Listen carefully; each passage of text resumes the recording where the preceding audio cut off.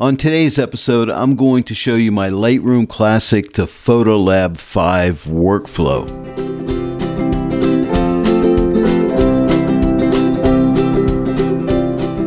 Hello everyone and welcome to the Joy of Editing with Dave Kelly. Today I want to show you my Lightroom Classic to PHOTOLAB 5 workflow. If you enjoy using the database system in Lightroom, but yet you really enjoy the editing capabilities of DXO PHOTOLAB 5, like DXO Prime Noise Reduction and also the U-Point technology, well then this video is for you. I'll show you how you can do just that. When you install PHOTOLAB 5 for the first time, there is a Lightroom plugin that's automatically installed for you.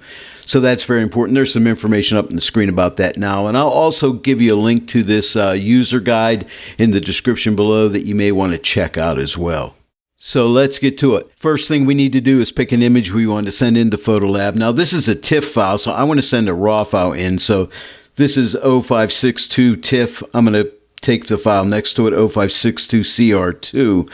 Now, this is a raw file. Now, you'll notice I have some editing done on it in Lightroom right here. This edit will not transfer over to PHOTOLAB. PHOTOLAB and Lightroom work with two different editing systems, so the edit will not transfer over. So when I send this image into PHOTOLAB, it'll be reset back to its original raw state.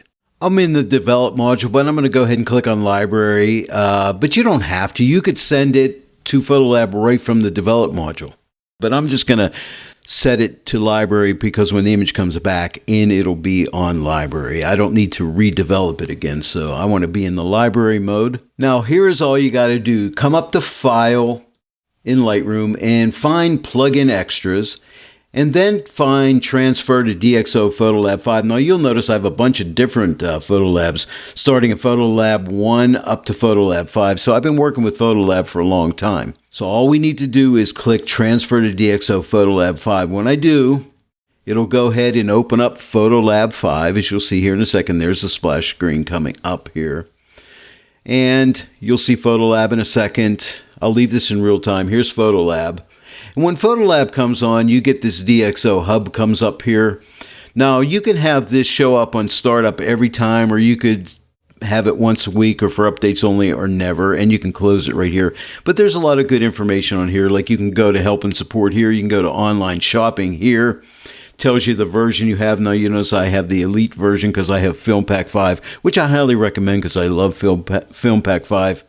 And also note that you can now work with Fuji X-Tran files, which is really awesome for all you Fuji users out there. Now, I don't have a Fuji camera. Maybe someday I'll get one, but you can use it. And I understand it works really well, even though it's still in the beta. I'm going to go ahead and close this out.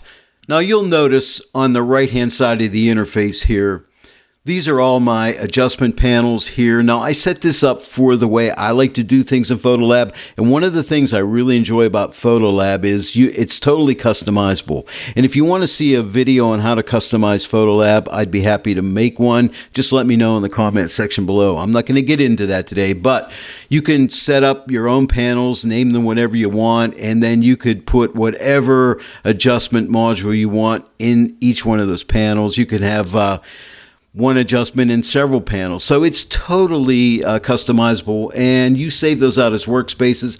There's a standard DXO workspace. There's an advanced workspace. You'll notice I have The Joy of Editing with Dave Kelly workspace. Of course I do, right? So anyway, I like this workspace, and I'm going to work from this workspace today. But there's different ways of working in PHOTOLAB, but I'm going to do a basic edit today just to get you up to speed, and then I'm going to send it right back into Lightroom, because this video, remember, is about how to work with Lightroom as your database and PHOTOLAB as your editing software and how to get it back into Lightroom. Before I start the edit, I'm going to come up to the menu and click on PHOTOLAB 5 and go to Preferences. And I just want to show you here in Preferences, under General, Presets, default preset for new raw images. I'm using the DXO standard. Now, there's different things that you can do here. Again, it's totally customizable, but I like to start out with the DXO standard preset, which I recommend that you use because it's a very good starting point. Because it uses DXO smart lighting, it optimizes the dynamic range by unblocking shadows and recovering highlights. It also uses a bunch of lens corrections that the scientists at DXO develop, lens sharpness, vignetting, distortions. It takes care of all of that stuff. It's great. And if we come up here to, let's go to basic tools, you will see here that the DXO smart lighting has been turned on. If I shut this off, you'll see there's the before and there's the after. This smart lighting is really awesome. It really balances out your initial image and it makes your processing so easy because this is a good first step phase for you here, okay? Let's take a look at color rendering. I'm going to open it up. Color rendering simulates the rendering of a particular camera or film. And if we open up this category group, we're going to see a list of a bunch of different things that we can do. I could go to camera body. Now check this out. If I click on camera body and then come to rendering, look at all these camera bodies I can emulate here, okay? Leica, Hasselblad, Nikon's, Olympus, anything I want, Sony cameras. Pretty cool stuff, right? It's really nice, but I can go ahead and do that. But for now, I'm just going to use my generic camera. I have a Canon 5D Mark II, but you can change it. But also, I should show you this too. This is where FILMPACK comes in. So if you have FILMPACK, you could come here to color positive film, and then you can work with any of these different film types, these film emulations, which is cool. That's positive film, and then you have negative film, black and white film, digital films, which would be all like your Fuji stuff. Like if you want to see what Fuji Pro Neg looks like on this image, just click that. And so you could try out different types of film here, okay? Which is really kind of cool.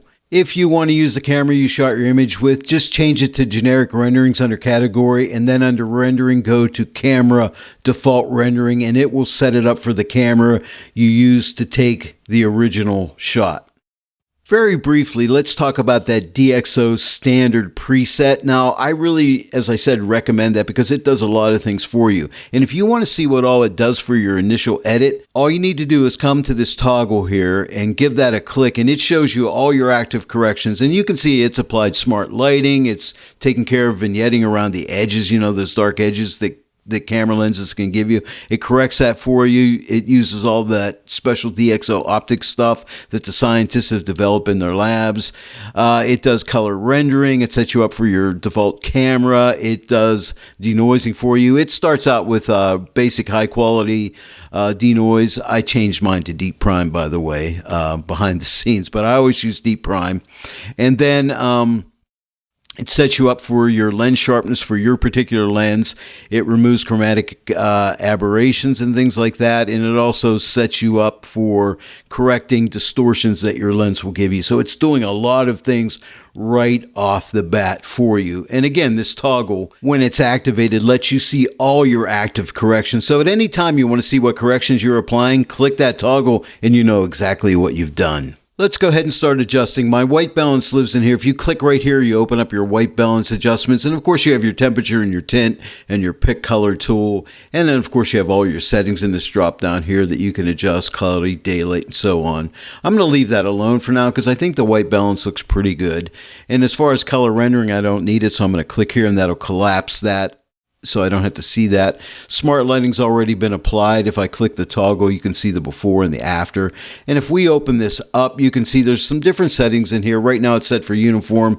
You can also set it for spot weighted. Think when you have images where there's people in there, it'll center on the actual faces of the people. I'll show you that in another tutorial. And then you have some drop down a drop-down menu here. You can click here and you can set it up for like a slight, medium, strong, or a custom setting.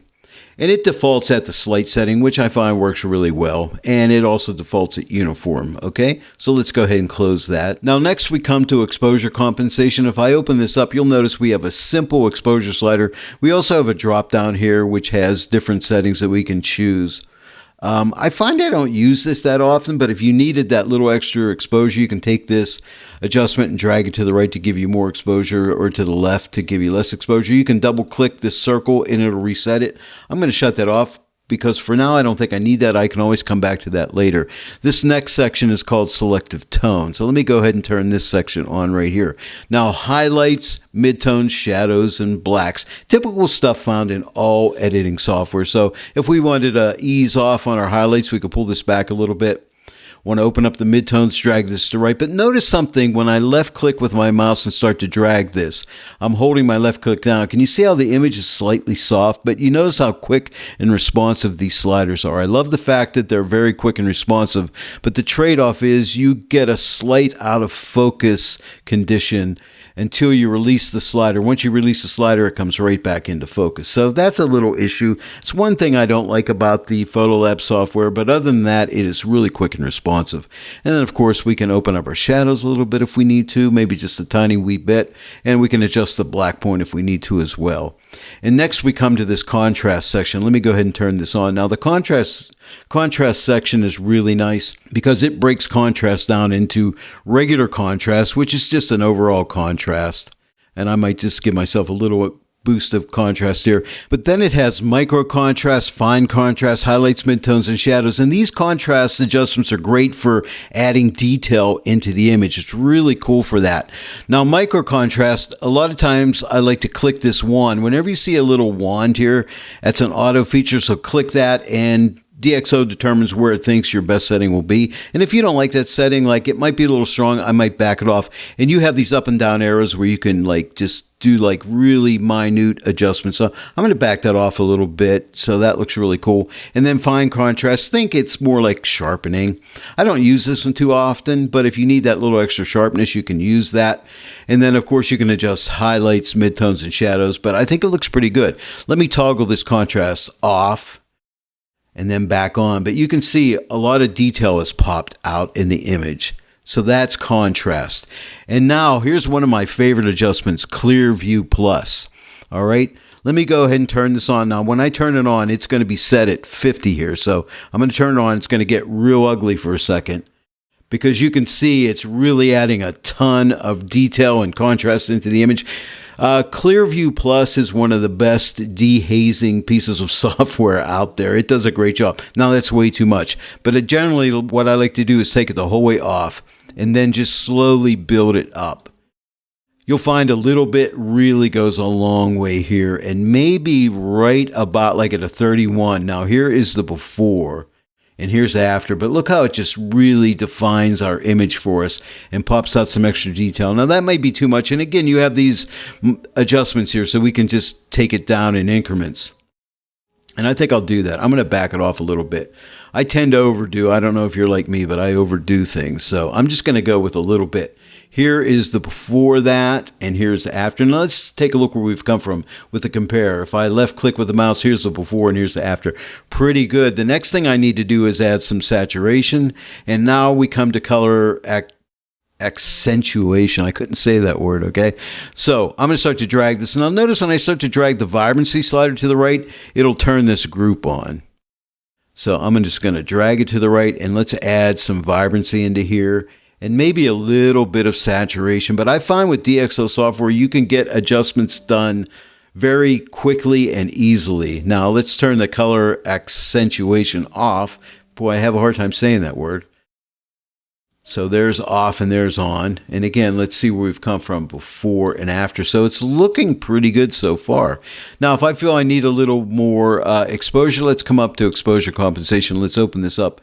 And let me give myself, I'm going to use the up arrow here just to give myself a little bit of extra exposure. I think something like that. Here's the before and here's the after. And again, we can toggle off exposure compensation before and after. Yeah, I think that looks pretty good so far. Now I'm thinking just a little bit more contrast. So let's go with a little extra contrast here. I think that looks pretty good. And let me try opening up my shadows a little bit more. Not much. I'll click compare. Here's the before and the after. I like it so far. I think I'll collapse all these tools here so we don't have to see them opened up. And I love that you can collapse everything. Let's open up the HSL Hue Saturation Luminance tool. This is a great tool. I think I'm going to work with yellows. I'm going to click on yellow here and pull up my luminance slider just to see where those yellows are living. Yeah, I just want to tweak my yellows a little bit, add a little bit of life to yellow, maybe a little bit more saturation to the yellows. And then how about my oranges? Let's click on orange. Let's see where they live. I usually like to pull up the luminance just to see where they're at. Right around there. I'll just give them a little saturation. I'm sorry, a little luminance and maybe a little more saturation. Not too much, but a little wee bit. Maybe something like that. And then we have some red tones in here as well. Let's find out where they live. Right there. I'm going to give those some saturation. Yeah, just to bring some of those reds out. Now this tool is really nice because you can take this and you can adjust the tint by dragging this outer circle here to the left or right and change the tint up. You can also use this picker tool. If whatever swatch you have highlighted, when you click on this tool and you click on that color, it'll isolate that particular color. And now watch, I can change the hue of that color, which is really nice. So this comes in handy, but for now I think I'm good right where it is, but there's a lot of control here you can do. And let me shut this HSL off. So here is the before and here's the after, but just like that I brought out some extra color in here. I may pull back the red saturation a little bit. I think I'm a little too strong on that. Again, here's the before and here is the after. I'm going to check the blues. The blues look a little strong here, so let me click on blue. And let me just pull back the saturation on my blue just a little wee bit. I just want to get rid of that blue. See, I don't want to go too blue here. It was a nice gray, dismal type day. And I like the way the light was coming through and hitting some of these trees. So I want to keep that nice gray mood. So I'm going to pull that blue back just a wee little bit. And I think that looks good right there. Again, before and after. I think I'm done with the HSL. Whenever you use this color picker here, this dialog opens up here. See where it says close? You got to close this out. But in here, they give you a radius slider where you can determine what radius this picker is going to sample. So you can adjust that amount there. And it lets you know what channel you're on. So when you're done, just click close. You can also reset here by clicking reset, but I'm going to click close and let's just close down the HSL tool. And we're almost done. I got a few little dust spots here which I can take care of. I'm going to come up here and click on this little band-aid, which is my repair tool. Now you'll notice down here you can either repair or clone. I want to do repair, and you can adjust the size, the feathering, the opacity, and then just simply click over each one of the dust spots till you got them all removed. I'll probably miss one here, but I'm sure you'll point that out if I do, but it's a tutorial. But anyway, you get the point. You just click over the dust spots. By the way, if you want to see where the areas are you clicked, you can come down here where it says show mask and click on here and you can see all the areas that I clicked on. And then when you're done, just click close. Now you could do local adjustments by clicking local adjustments here, right clicking, and you can do control points. We can do this new thing called control line, which I showed in a recent video that I just have done. I'm going to go ahead and close this for now. I'm not going to use the control points today because I'll be honest with you, I don't use them. If you watch my videos, you know I do a show every Friday called TK Friday. I do all my local adjustments with the TK8 panel in Photoshop. So I don't really do those type of adjustments in either Lightroom or DXO. I save that for Photoshop. So I'm not going to get into that today. But again, if you're not going to use them, just click close. One thing I am noticing, it seems like my waterline is slightly tilted. So I'm going to go and click on my crop tool and I'm going to click on the horizon tool here. And I'm just going to click on the edge and drag a line across this waterline right here, and just like that, click close. My image is straightened out. Again, before and after, and I think I'm done. Oh, and by the way, you can also click right here, and then you have this slider that you can slide across so you can kind of see your handiwork here. And I'm really happy with these results. Now to get rid of that slider, just click this again, and now we're back to our image. Now we just have to send it back to Lightroom. Let me show you how. If we look down to the lower right-hand corner of the interface, you see export with a Lightroom symbol. Just click on that. Now, if you don't have that for some reason, you could click right here on this icon and you should find it in here. And if you don't see it, you can click export to disk and it'll open up a dialog where you can find Lightroom, but you should see it right here. And now I'll click right here, export. And this dialog comes up, export to Lightroom, and I'm going to export mine as a TIFF, but you have choices here. You can export it as a JPEG, a TIFF. You can export it as a DNG, a RAW file with all the corrections applied.